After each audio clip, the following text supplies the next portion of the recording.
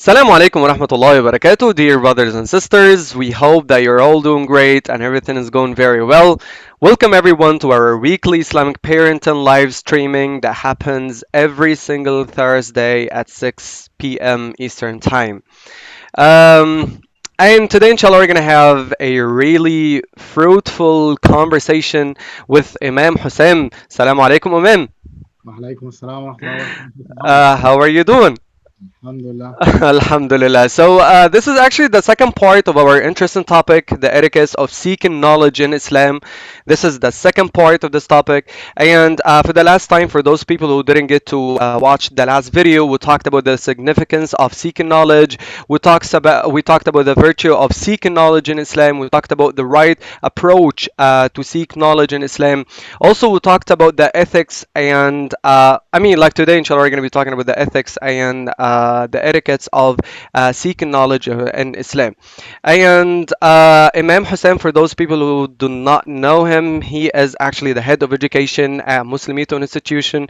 He is a member of Al Azhar Fatwa Global Center, and he is also a lecturer at Faculty of Sharia and Law, Al Azhar University.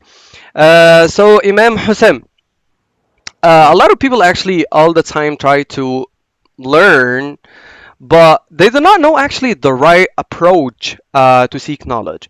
So would you please tell us a little bit more how can we get to seek knowledge in Islam so we can get, like we can say, like hasanat and the very same time we learn? Yeah, this is definitely a very important question. So I start, as always, in the name of Allah, the most gracious, the most merciful. All praise is due to Allah, the Almighty, the Lord of the worlds. And may Allah's peace, mercy, and blessings be upon His final and last messenger, Muhammad. And may Allah's peace, mercy, and blessings be upon you, Sheikh Muhammad, and all the Muslimito family, and all our dear, respected viewers from across the globe. It is definitely great that we have the opportunity to pick up where we left last time, speaking of the significance of seeking knowledge and the etiquettes and the manners of seeking knowledge, and most importantly, the right approach and the right methodology to seek knowledge. I just want to recap into more details what we have already covered in the last webinar so that we are more in a position to continue uh, today or tonight, depending where our dear respected viewers and followers are. So, Yeah, that's great. So people can get to, like recap. Thank you. and to be in the on the full picture with us. Exactly. We have looked into some of the noble verses of the Quran and how is it repeatedly. Anyone who explores the noble Quran, they can clearly and explicitly find numerous verses that illustrate the importance of seeking knowledge. And it suffices here to highlight the one verse in which Allah subhanahu wa ta'ala clearly instructs the Prophet, peace be upon him, and thus all Muslims to ask Allah subhanahu wa ta'ala to increase the Prophet, peace be upon him, in knowledge. So we can clearly see that Allah subhanahu wa ta'ala did not urge the Prophet or ask the Prophet or guide him to ask Allah subhanahu wa ta'ala for more of anything except when it came to seeking Knowledge. knowledge. Hmm. Another important hadith in this regard is the one in which the Prophet peace be upon him, clearly tells us that every step, and this definitely means every effort Hmm. that the individual uh, does, or every effort that the man or the woman exerts in pursuit of seeking knowledge, this is per se is an act of worship. And this is where we really need to pause in order to reflect and think beyond what we normally think about. And that's seeking knowledge per se is an act of worship in Islam. Hmm. Just as praying 5 times a day is an act of worship, just as uh, fasting during the month of Ramadan is an act Hmm. of worship, this is also the case when it comes to seeking knowledge. As a matter of fact, as Muslims, we understand from the literature of the well established and the reliable Muslim scholars that Hmm. it is the obligation and the requirement of every Muslim to seek knowledge even before worshipping Allah subhanahu wa ta'ala. And this is why we find in the writings of the Muslim scholars, they speak, for example, and they say clearly, باب العلم قبل القول والعمل. That's the chapter on seeking knowledge or acquiring knowledge before Working. acting or before saying anything. To, Yeah. to clearly indicate the importance of having a clear vision, which is the outcome of having knowledge. And this is why, even when it comes to the mission of the Prophet, peace and blessings be upon him, and عليه that الصلاة he will والسلام. guide people to the oneness of Allah subhanahu wa ta'ala and worshiping Allah subhanahu wa ta'ala alone and only, he clearly says, قُلْ هَذِهِ سَبِيلِي أَدْعُو إِلَى اللَّهِ عَلَى بَصِيرًا. This is my way, this is my path. I call to Allah subhanahu wa ta'ala based on or on the basis of sure knowledge. Hmm.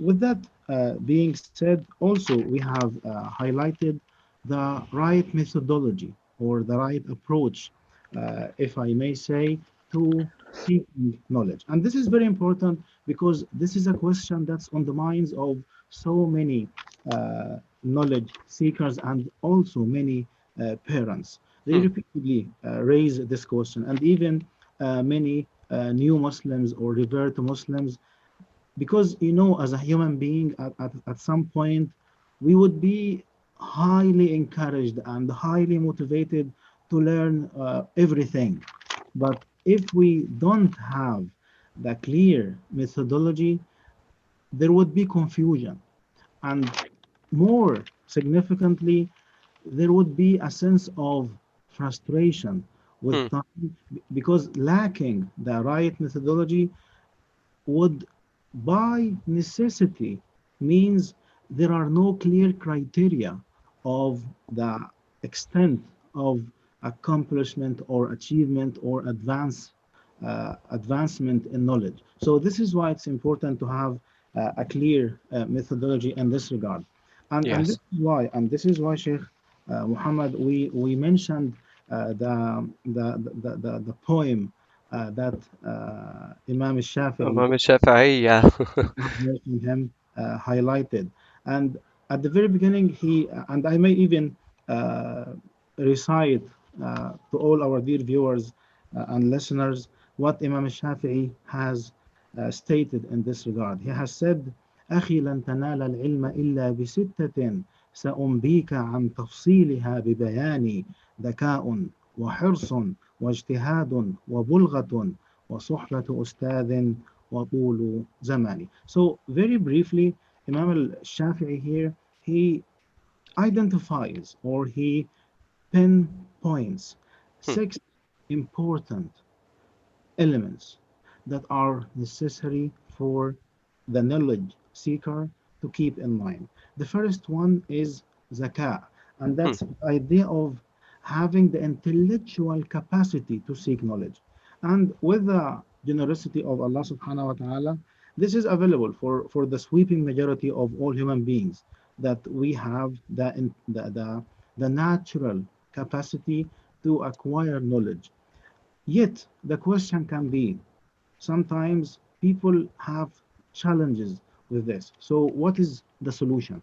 What is the right way to deal with this? Imam al-Ghazali speaks about this in many of his writings, and especially in Ihya Ulum al-Din. And Hmm. he mentions that one of the most important factors that assist the knowledge seeker to increase their intellectual capacity is being of al-muttaqeen, is being of the pious and the ones who are mindful and conscious of Allah subhanahu wa ta'ala. Imam Shafi'i as well, he has very powerful lines in this regard, as he is reported to have said, I have complained to my Sheikh Wakia that Yeah. I have a challenge in memorizing. And we know that Imam Shafi'i, may Allah have mercy on him, he had such a breathtaking memory. So he says, I had to complain to my Sheikh, Sheikh Wakia. So Yeah. he is, yeah, and my Sheikh Wakia, he guided me to being mindful of Allah subhanahu wa ta'ala and avoiding sins and avoiding falling into any sins or any disobedience to Allah subhanahu wa ta'ala. So this is the Yeah. first one. That's to be of dhaka. Then he moves to hirs, and that's to be keen on seeking knowledge, which by default means the dedication necessary to acquiring knowledge and dedicating the time and the energy of the individual to acquire knowledge. Then he moves to the third point, and that's ijtihad. And ijtihad, as you know, Sheikh Muhammad, it means to do one's best or to exert one's utmost to attain what they are after or what they are seeking. And we will be talking more about this as we speak of some of the inspiring stories of the Muslim scholars in their pursuit of seeking knowledge. And then he moves to the fourth one, and that's the bulgha, or what is necessary to provide the knowledge seeker so much so that they fulfill their basic needs when it comes to food and drinking and means of transportation.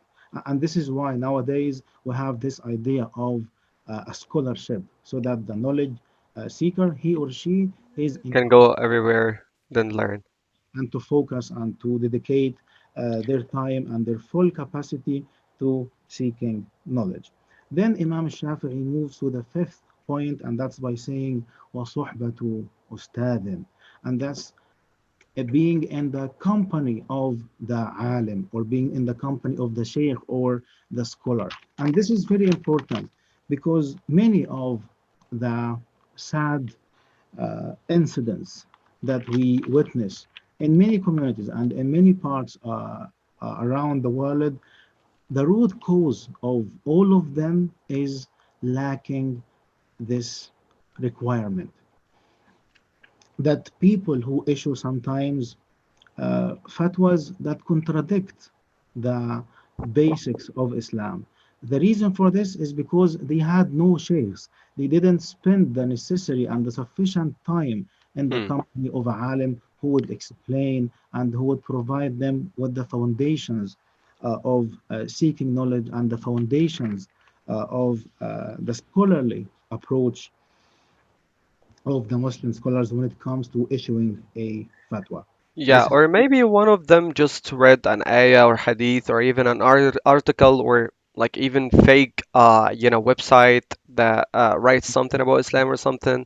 So he didn't get to fully understand the whole point, then he gets to issue points. So like as I said, it's way too important for someone to have the company of the alim, like you really learn practically how to apply this religion, right? This is exactly the point, and this is the wisdom behind spending the necessary time in the company of the alim or the sheikh. And this is why we need to be very careful nowadays when we hear something like, come and join us just for 2 weeks and you will become a scholar in this field. This is not professional. Hmm. This is not practical, and this is not the right approach. And this is why we find institutions like Al Azhar. You have, for example, and as an Azhari, I'm sure also you know, Sheikh Muhammad, that we spend 6 years at the primary stage, then 3 years at the preparatory stage, then another 3 years at the secondary or the high stage. Then at the university level, it can be 4 to 5 years, then 2 years at postgraduate studies, and then 3 to 4 years doing the masters, and then maybe 5 or more years to do the PhD, and still they are only knowledge seekers. So this is what we need to keep in That's a mind. long story. Like I got tired just by just like listening to you saying this. I will leave it That's to a the long path. viewers. I will leave it to the viewers to do the math of how many years this takes. So Like even as you said right now, I'm sorry to interrupt you, but as you said right now that even when somebody gets to study all that time, and even when somebody gets to just like cover all these information all these years, yeah, at the end of the day he never get to say, "Wow, I am a sheikh." Like yeah, I can give fatwas easily. Like he still can say, "I can give fatwa only in this part because this is my specification. Like this is the thing that I know well how to do it." That's why we can say like easy come easy go, like if somebody got easy like information, he's not going to be able to like yeah. present that well. This is definitely very important, Sheikh Muhammad, and this is why when we look into the literature of the Muslim scholars on this point in particular, we have a very powerful saying, and that's when they say, لا يزال المرء عالما ما دام يطلب العلم Hmm. فإذا قال علمت فقد جهل. That's an individual is a scholar, is really a knowledgeable person as long as they keep acquiring knowledge, as long as they are on the path of seeking knowledge. Yet, once the individual says, now I know everything, at this point they become ignorance. I will repeat it again. An individual is a scholar and Hmm. is indeed a knowledgeable person as long as they are doing their best and exerting their utmost to seek knowledge and to acquire more knowledge. So, because this is the right attitude and this is the right approach of a real scholar, that they are always humbled and they always realize that they are in a dire need of learning more and there is still more to learn about. And this is why they go on to say, yet once the person says, now I know everything, at this point they become real ignorance. To show us the meaning of the verse in which Allah subhanahu wa ta'ala says, وَفَوْقَ كُلِّ ذِي عِلْمٍ عَلِيمٍ. And there is above each knowledgeable person someone who is more knowledgeable to teach us the humbleness of seeking knowledge. Moving swiftly back to the recommendations or the pieces of wisdom that Imam Shafi'i has highlighted after Yeah. being in the company of the alim or the ustad or the scholar. Imam Shafi'i says, وَطُولُ زَمَانِ, as if he is Hmm. adding more emphasis to the previous point, and that's to clearly tell us in very straightforward manner, in a very like to the point way, Yeah. very frankly, وَطُولُ زَمَانِ, to tell us seeking knowledge takes time. Hmm. Just as any discipline takes time for its practitioner to become an expert in this field, this is also the case when it comes to seeking knowledge.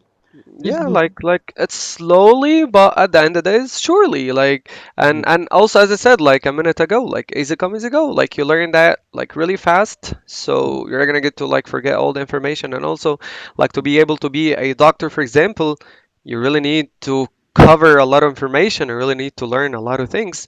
So وطول زمان, which means that it takes time for a person to get this knowledge. no, yes, Yeah. different things. So this is why it's very worthwhile in this context, Sheikh Muhammad, to mention some of the stories of the early Muslim scholars and their patience and their perseverance and their endurance in the path of seeking knowledge. And the story that I'd like to share with all our dear respected viewers and listeners and all the family, all the family members who are watching us, and it is really great if it is the parents and also the children Yeah. along with them. I'd like to share the story of Taqiyu ibn Mukhlid. Yeah, the name of the person is called Taqi. Yeah, as a matter of, it's not in some narrations his name is Taqi, and in others his name is Baqi ibn. Yeah.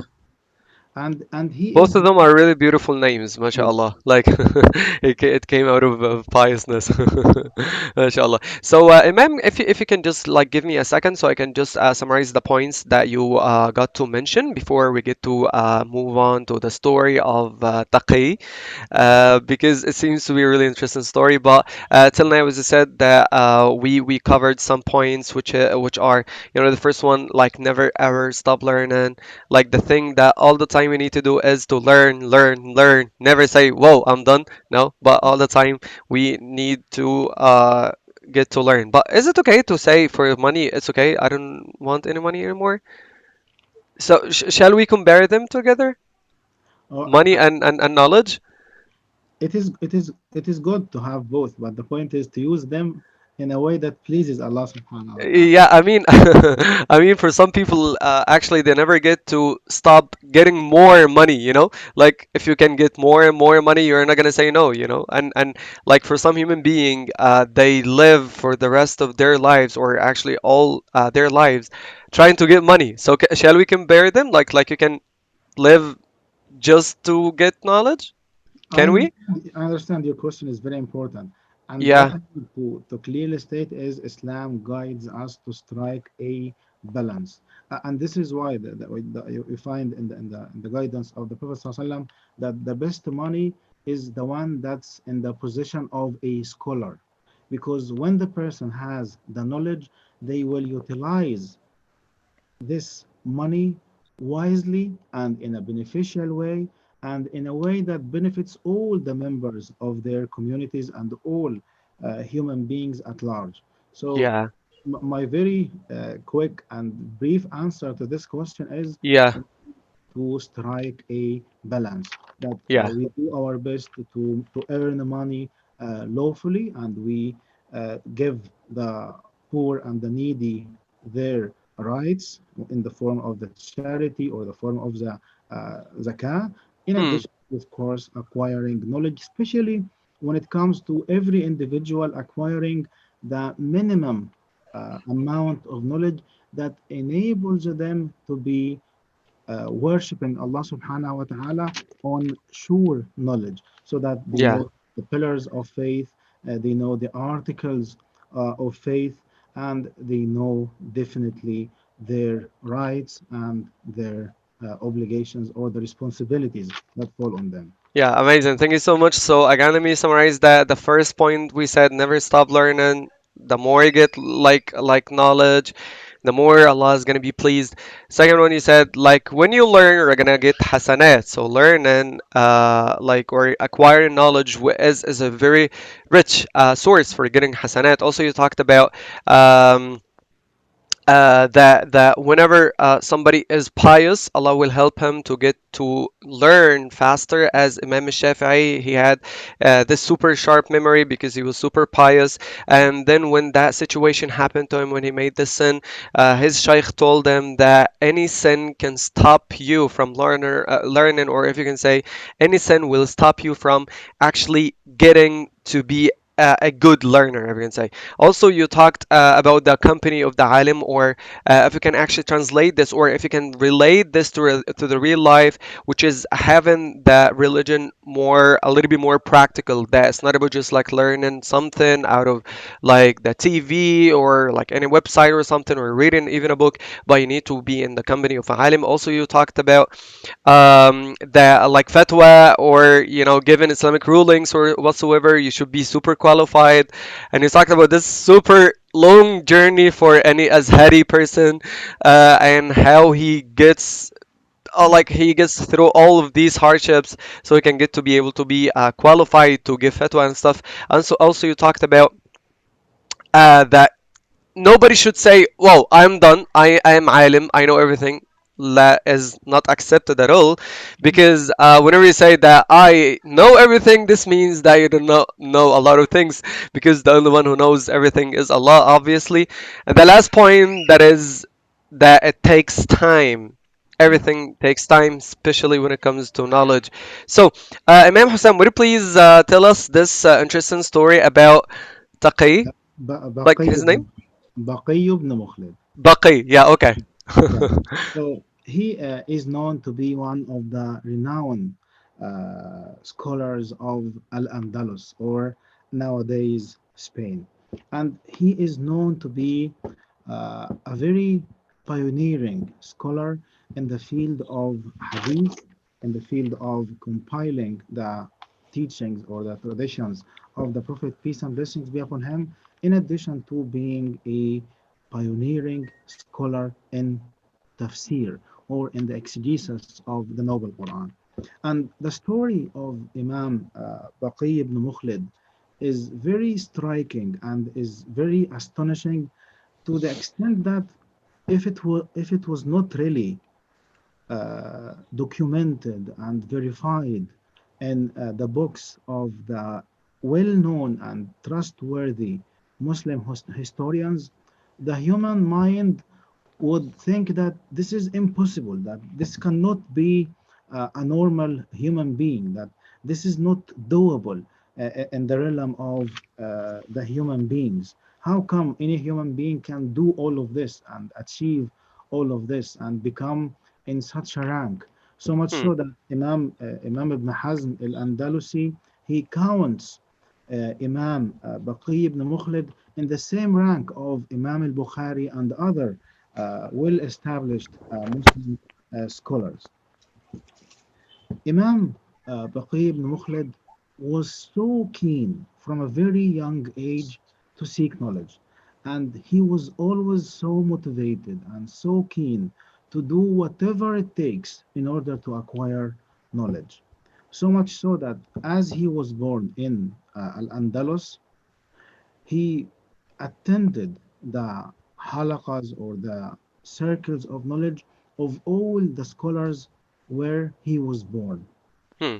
After doing so, he went on to seek knowledge in Mecca, in Medina, in Hmm. Egypt, in Iraq, and especially in Baghdad and Al Kufa, and in the rest of the northern part of Africa.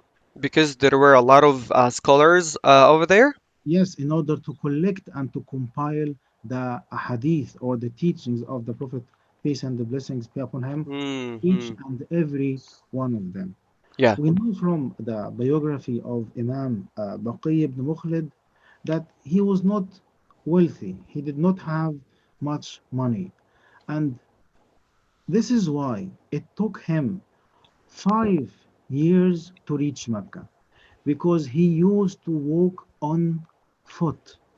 He didn't have a means of transportation as we have nowadays, that we can take Yeah. such a journey in just few hours by a plane. Back then, this was not available for Imam Baqi ibn Mukhlid. This is why, as he started his journey for seeking knowledge from where he used to be in Al-Andalus, he would stop at a certain village and then work there in order to make money and then continue his journey. This is why, according to the books of history, his journey of seeking knowledge and to come back to Al Andalus, it took him more than 30 years. Can you Oh, imagine this? 30? Uh, Like 30 30? years? Yes, 30 years. 30. Yes, not 3 or 13. It is 30 years acquiring knowledge, day Wow. and night. Wow. So, so, That's amazing. so we need to pause here, Sheikh Muhammad. How is it nowadays for us and for our children and for our family members?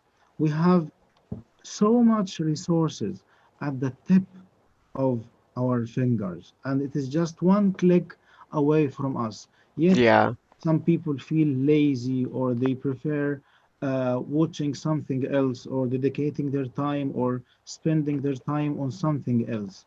So, we need to really think and consider the magnitude of the sacrifices and the dedication that many Muslim scholars have exhibited and have exerted in pursuit of seeking knowledge. So much so, and Mhm. you see, he didn't have enough money. This is why, on foot, he would be moving one city after the other, one village after the other. Not only this, but he even would stop and he would spend some time working in order to be able to make money and Hmm. save money in order to continue his journey of seeking knowledge. So he came to Egypt as well, and he listened and he sat at the feet of the scholars compiling the hadith of the Prophet Hmm. sallallahu alaihi wasallam and learning from them the Alayhi tafsir, salatu wassalam. the exegesis of the Noble Quran. And there Yeah. is a very striking part of the story of Imam Baqi ibn Mukhlid, and that's when he reached Baghdad.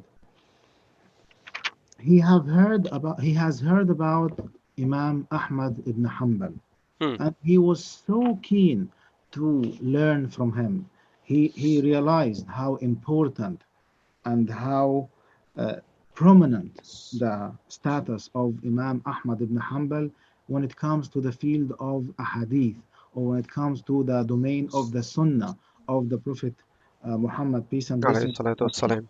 This is Hmm. why he was ready to do anything in order to be in the company of Imam Ahmad ibn Hanbal. Upon the arrival of Baqi ibn Mukhlid to where Imam Ahmad ibn Hanbal was, almost um, a restriction Hmm. was imposed on Imam Ahmad due to the current atmosphere back then. I mean, uh, it was not possible for Imam Ahmad, given the prevailing political atmosphere back then, to it was not allowed for him, it was not lawful for him Hmm. to teach anyone.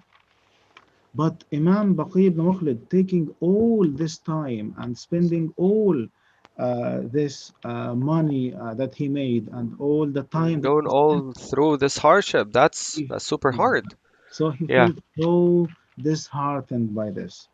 So when he came to the city of Ahmad ibn Hanbal in Iraq, he was told, you cannot meet him. He is not allowed to meet anyone, and he is not teaching anyone anymore. But Hmm. this didn't make him stop. He was Hmm. not dissuaded by this. He did not renounce his goal of seeking knowledge. Rather, he asked about where is Imam Ahmad, the whereabout of Imam Ahmad ibn Hanbal. But he was sure that by doing this he would be risking his safety. But still, he did his best to reach Imam Ahmad, and he was told that this is the residence of Imam Ahmad. So he went there, and when Imam Ahmad opened the door and met him, he said to him, I came all the way to you from Al Andalus in order to acquire knowledge from you and to learn from you the teachings and the sayings of the Prophet, peace be upon him. He said, but I'm not allowed to teach anyone now, and I'm sure you must have heard this from the people in the city. He said, look at how keen and his unshakable resolve and determination to acquire knowledge. Imam Baqi ibn Mukhlid said to Imam Ahmad, I will come to you Hmm. in the middle of the night, disguised as a beggar, asking for help. And Whoa. what I need you to do is just every time I come to you, give me one hadith as if you are helping me with something or giving me assistance or giving me Wow. any help to provide me as a beggar. So you see, he So was just pretended to be a bigger just to just get, one you know, hadith. like, wow, that's so tricky and very smart, to be honest. And at the very same time, like, That's hard for somebody actually to get to like Yeah, do this just to pretend to be a bigger just to get only one hadith like only the one whole hadith. day and night it just only one hadith and Yeah, also gets it by just pretending to be bigger yeah. yeah. Okay, that's And hard. and for this, not only this, as a matter of fact, to do so, he had to dress in a different way, Yeah, sure.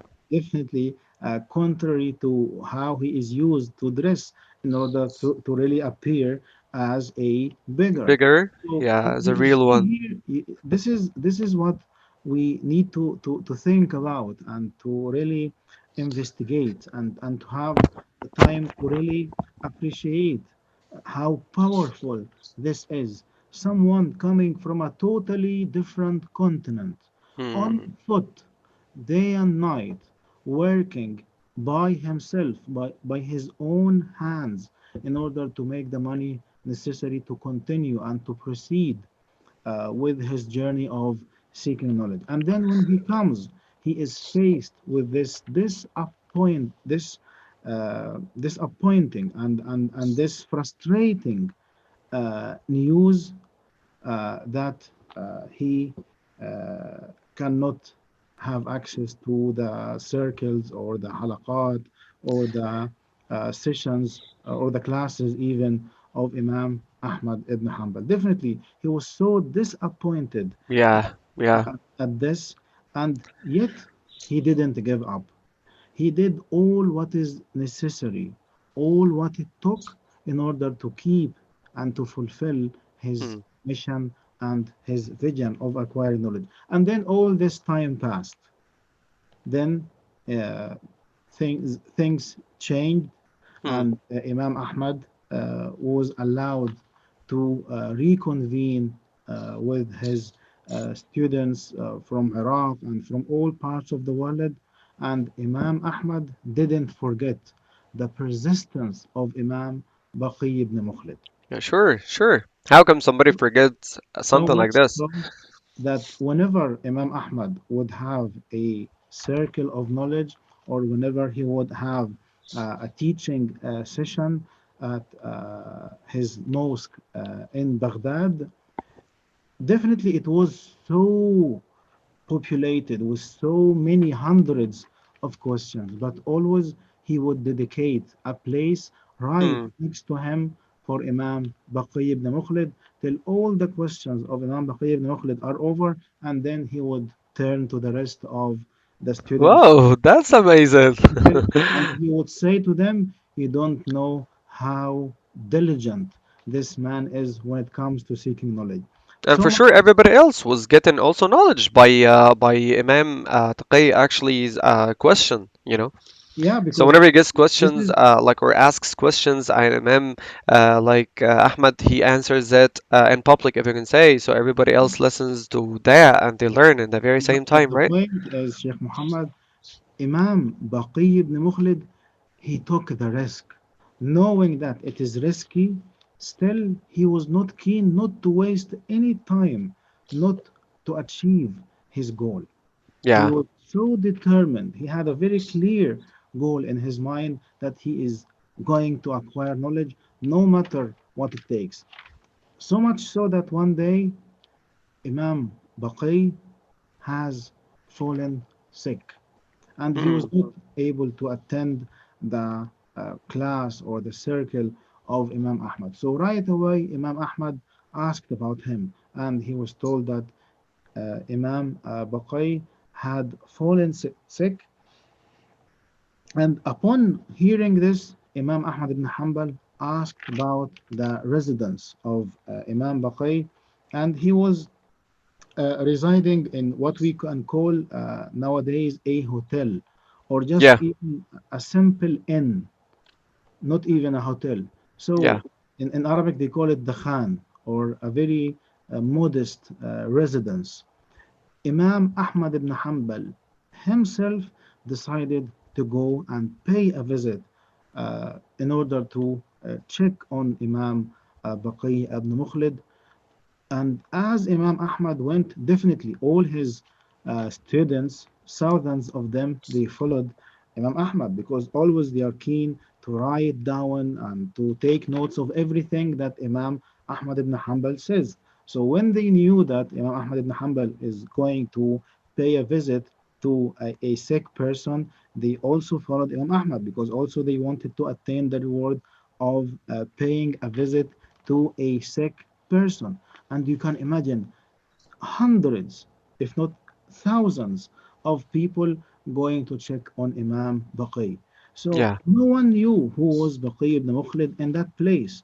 But when they heard the news that Ahmad ibn Hanbal himself is coming to check on Baqi, everyone now has realized who is Baqi ibn Mukhlid, and this is why Baqi himself he says everyone after this was so keen to help me and to support me to Hmm. to show us, and this is a lesson from Imam Ahmad ibn Hanbal, that this Yeah. is how the knowledge seeker is treated and the noble status that needs to be afforded to the knowledge seeker. I know that we still have so many points to cover, but Yeah. I would like to leave the floor for you because I can go on and on and on. But I over to you, Sheikh Muhammad, for any Yeah. calculations or any comments that you may have. Yeah, like, do you remember our conversation before about the stages that any Azhari person should go through? Yes. Forget about it then, because like comparing to what Imam Baqi actually was doing, that is unbelievable.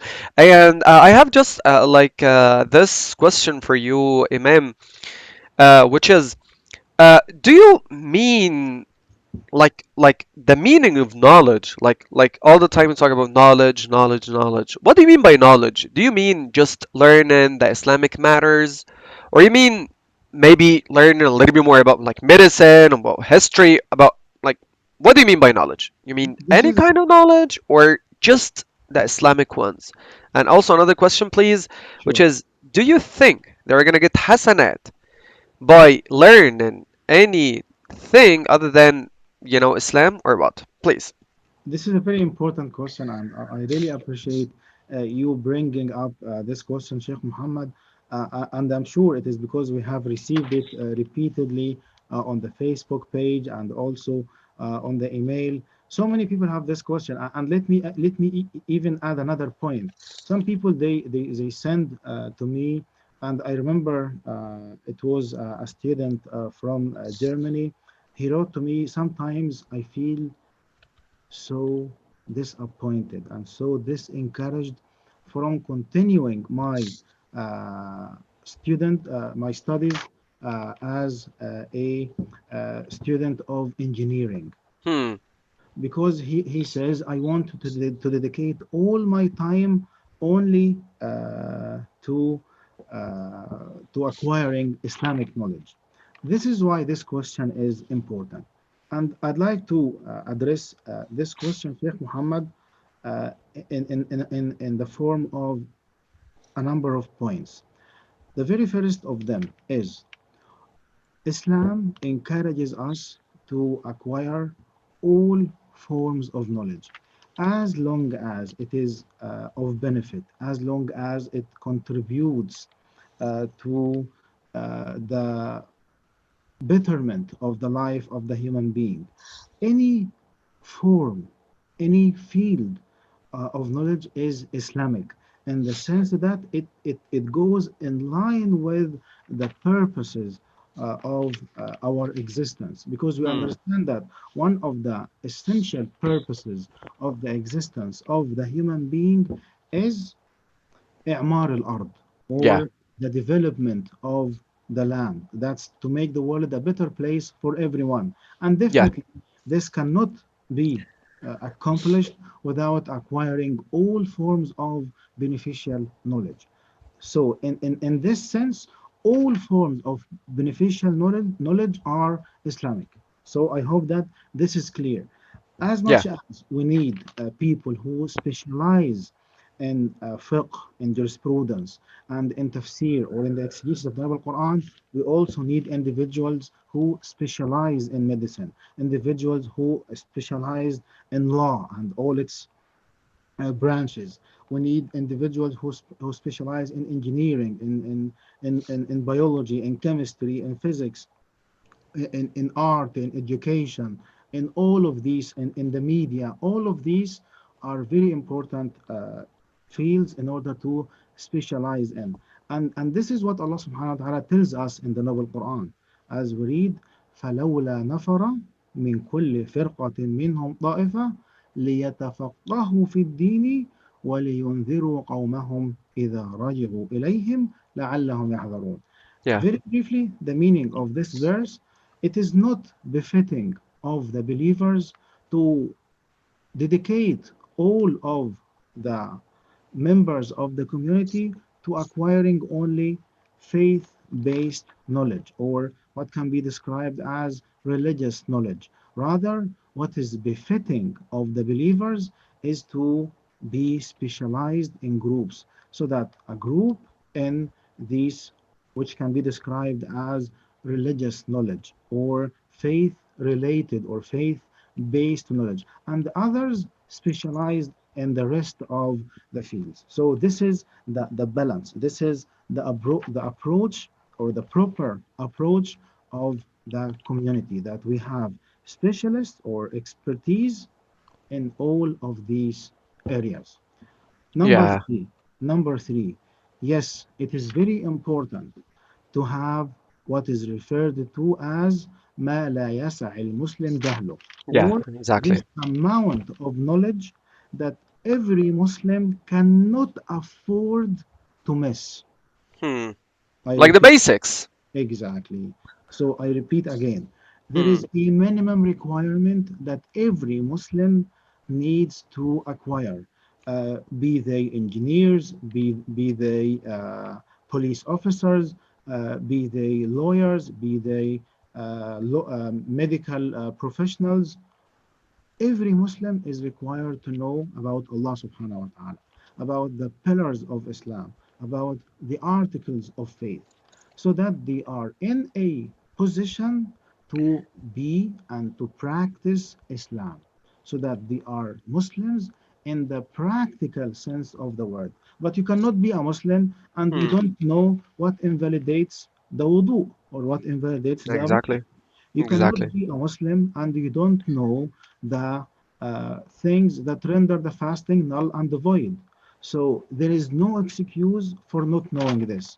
And especially nowadays, Sheikh Muhammad, with all these resources and with all these technological advancements with which knowledge is available, and with the presence of reliable learning centers like Al Azhar and so many others, no Muslim today has an excuse to say, I cannot learn more, learn about these principle or these foundational or these basics when it comes to Islam. This is at the finger tip of every human being. So this is very important to keep in mind, and I hope that by mentioning and highlighting these points, I have provided the answer to your very important and very significant question. Yeah, you did. Thank you. Thank you so much for your answer.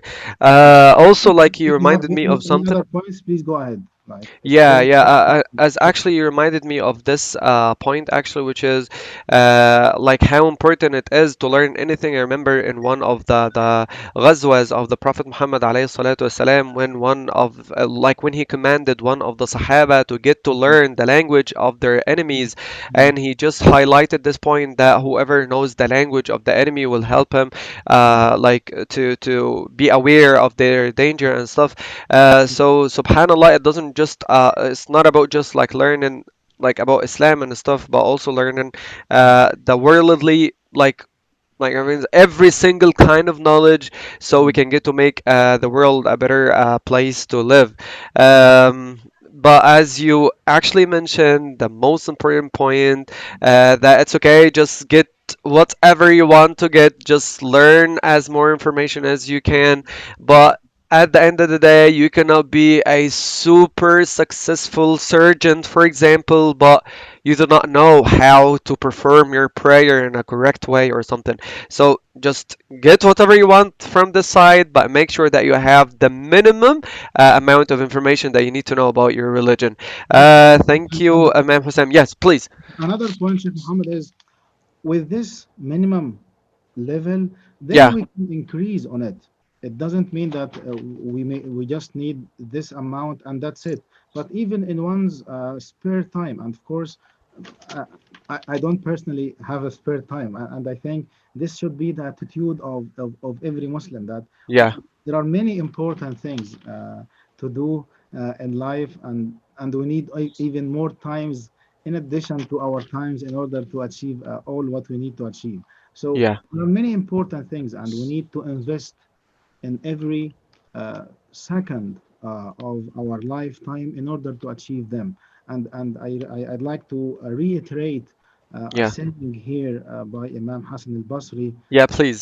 as he once said, "O son of Adam, nothing but a number of days put together.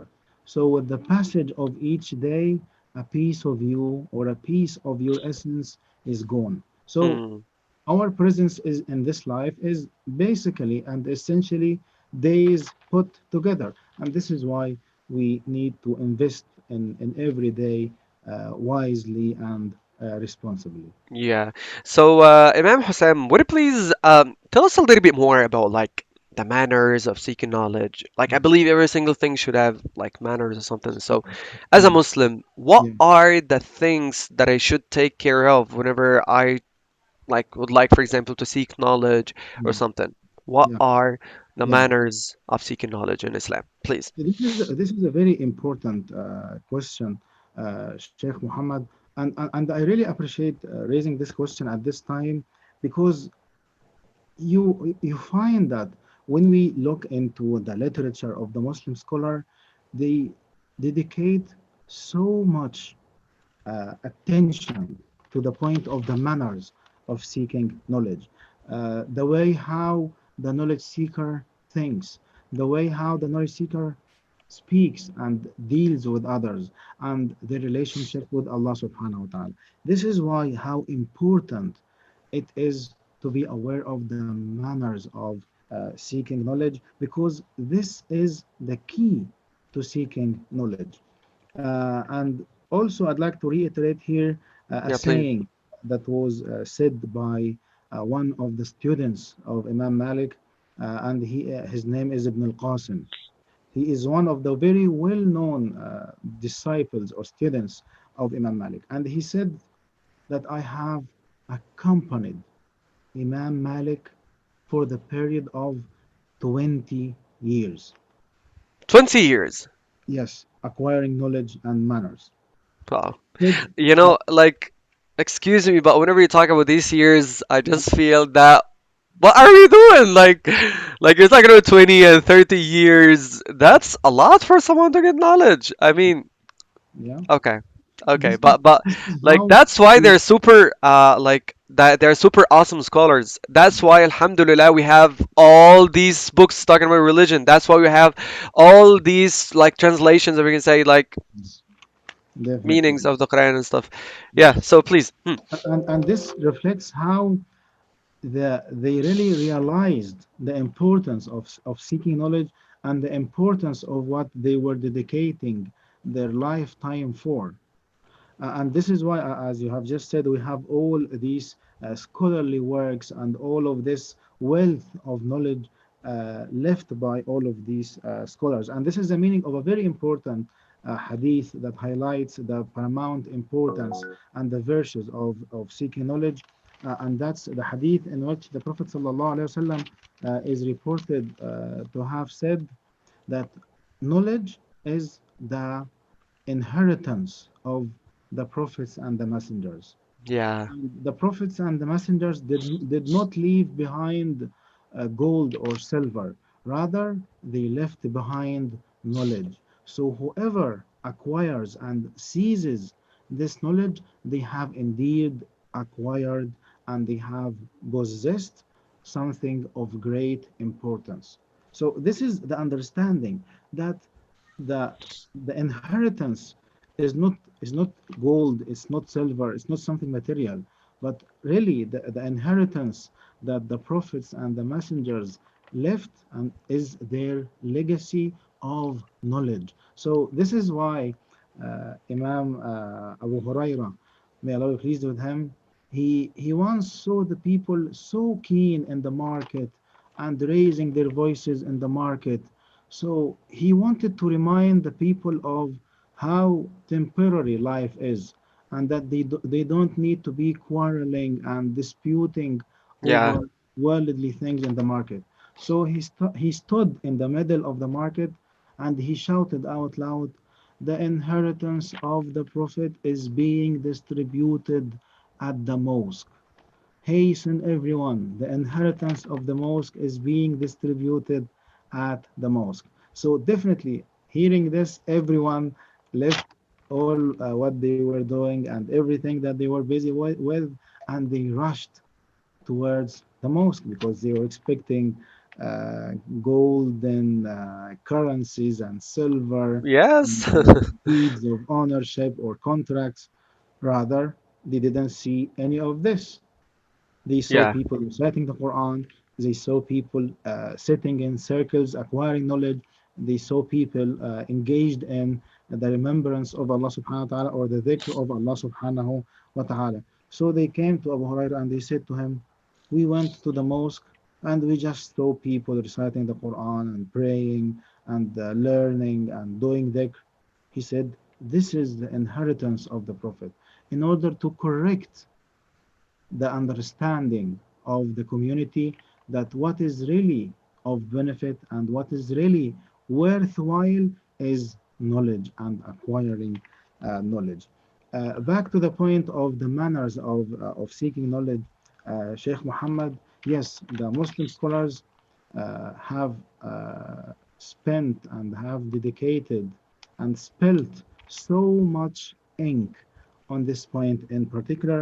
And in the remaining time, I'd like to highlight some Yeah, of the please. most important manners that the Muslim scholars have identified in their books. A very important point to start with is one's intention. Yeah. So it is very important for the knowledge seeker to be sincere in acquiring knowledge, that they do so primarily, purely for the sake of Allah subhanahu wa ta'ala. Because we mentioned that from an Islamic perspective, acquiring knowledge is an act of worship. So this is why it's very important to have a pure intention. And Yes. there are many good intentions that the person or the individual can make up in their minds. And that's, for instance, to remove the ignorance from them so that they don't have any form of ignorance. Another good intention is to worship Allah subhanahu wa ta'ala on sure knowledge or on a basira.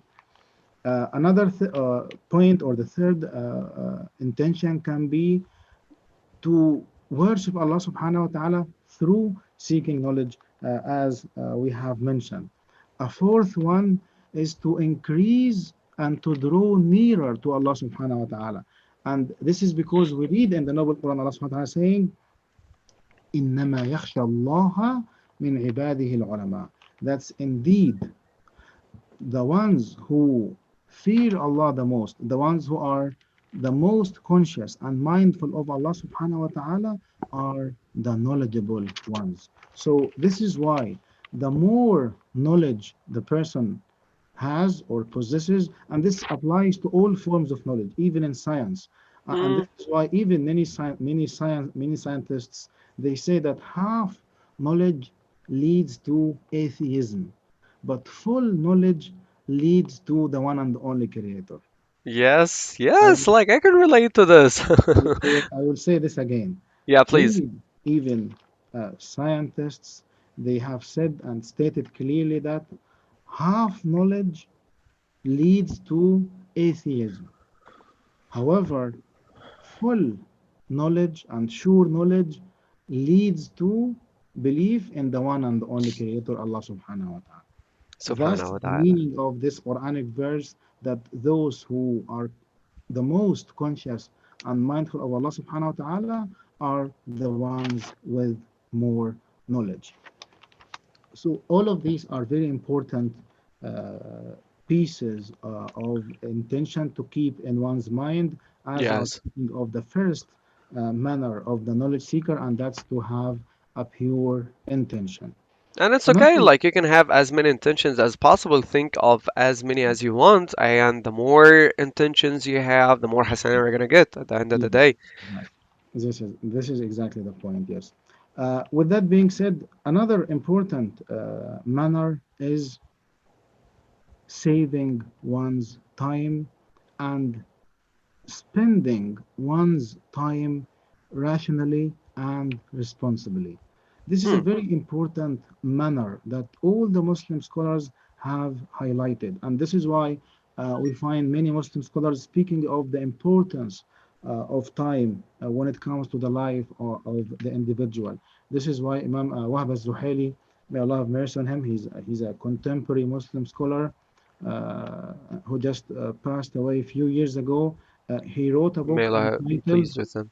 قيمة الوقت or قيمة الزمن عند العلماء. That's the significance of time in the sight of the scholars. And he has elaborated on this point. So very briefly, that the knowledge seeker is very keen on spending their time wisely.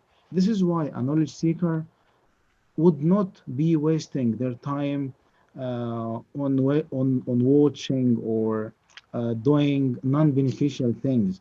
This is way beyond a knowledge seeker. So a knowledge seeker is too wise to spend their time on Yeah. non-beneficial things. This is why a true knowledge seeker, they are mature enough and they don't need anyone else to tell them that no, it is better not to play video games, for example, or not to spend so much time watching this or non-beneficial series and go study your Quran or what you need to memorize.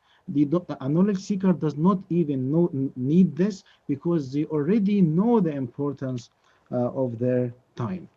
Uh, a third point here, Sheikh Muhammad, is affording the right reverence and respect to the alim or to the sheikh. Yeah.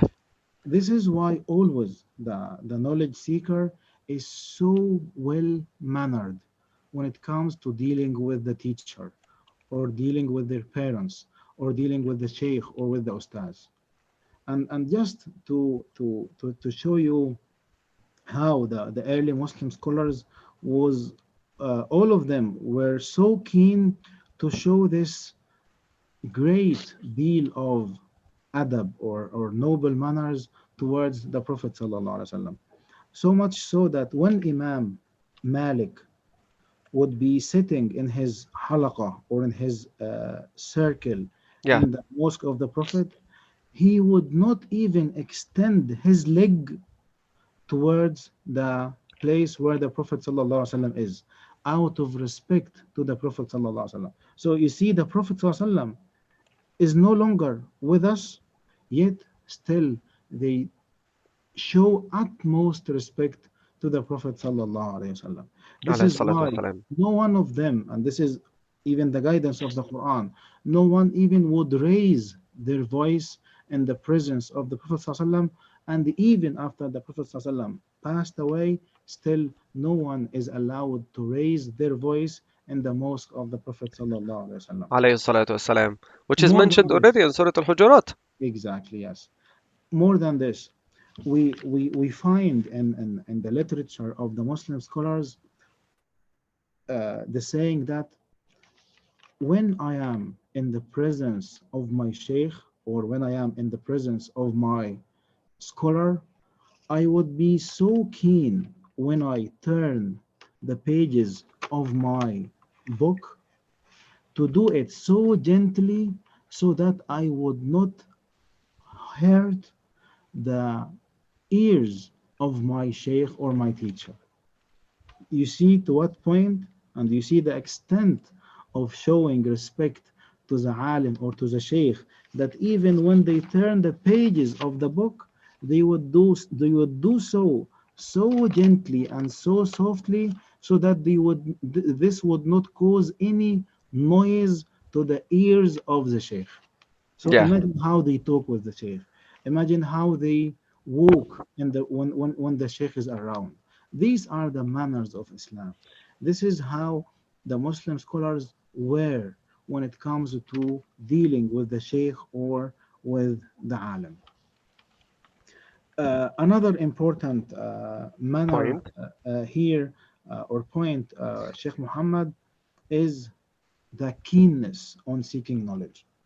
This is why you find the knowledge seeker always keen to learn more. It is like they want to devour every source of knowledge that comes their way. That day and night they are busy accumulating knowledge because they have realized that the most precious thing to gather and to compile is knowledge. And Yeah, this is sure. why the next manner is showing respect to the sheikh by not repeatedly asking him in the same session. So, like one of the manners that need to be kept in the mind in the process of seeking knowledge is to ask the sheikh or to ask the alim, but not to overdo this, not to exceed the limit in doing so, so that there would be no burden whatsoever on the sheikh or the alim. Yes. So I still have so many points that I'd like to mention, but I know that we are running out of Out of time. yeah, Yeah, and because it's mashallah very that like as I said at the very beginning, the topic is like so juicy, mashallah. Like yes. there are so many things we can actually get to mention about this topic, but alhamdulillah, we can say that we covered a good portion of this topic, and I think like for all of our dear viewers, you can get to just like watch this video, so you can get to get the whole background about the ethics of you can say of seeking knowledge in Islam and what Yes. Muslims should do whenever they get to like learn more whatever the topic or whatever the career that they're in, and also like you can be amazed as like as I did actually, like you can be amazed again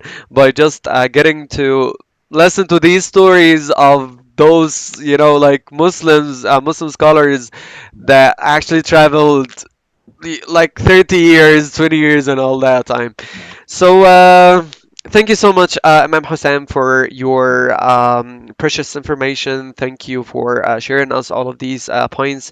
Thank you all, dear viewers, for paying that attention and for investing your time to get to learn more about our beloved religion, the Islamic one. You can easily leave your leave your questions in a comment, or like even you can just send us a message so we can get to answer all of your questions. Alhamdulillah, last week we got like many questions asking about like points, and we easily respond to them. And also for all of our dear viewers, you can also join a free 5 minutes clinic, if you can say, like it's called like Al Fatiha clinic or Quran clinic, where you get to we're gonna be able to like learn how to read Quran in just like 5 minutes. We do this one. It's super for free, like it's totally for free. We do this every single Friday. It's gonna be tomorrow, and for every single Thursday, we have our live webinar. We have our live meeting with Imam Hussein. Talking about one of the very juicy topics about Islamic parenting and Islam, or Islamic parenting, if we can say. So thank you, Imam Hussein. Thank you, everyone, for listening to us. Please support us by just like leaving your feedback. Like if you would like us to talk about a specific topic, you can just suggest us ones, and inshallah we're gonna get to talk about them. Thank you everyone. Inshallah gonna get to see you later. Assalamu alaikum wa rahmatullahi wa barakatuh. وعليكم السلام.